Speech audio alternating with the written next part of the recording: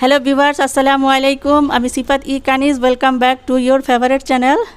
তো আজকে আমি একটা অন্য ধরনের একটা ভিডিও তৈরি করতেছি, কন্টেন্ট তৈরি করতেছি। যে আমি সবসময় সাইকেলিং, টেইলারিং, হ্যান্ডিক্রাফট, কম্পিউটার এগুলো নিয়ে ব্যস্ত থাকি, কারণ আমার ফোকাস হচ্ছে এটা।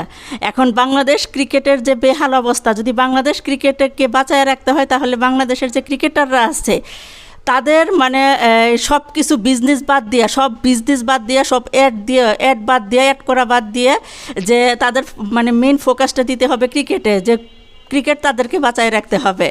যে বিভিন্ন বিজনেস পরে করবে তারা 5 বছর, যে যারা ক্রিকেটার আছে, যে 5 বছরের আগে তারা কোনো কমার্শিয়ালে যেতে পারবে না। 5 বছর যে কোনো ক্রিকেটাররা 5 বছরের মধ্যে তাদের ক্রিকেটের দিকে তাদের ফোকাসটা দিতে হবে।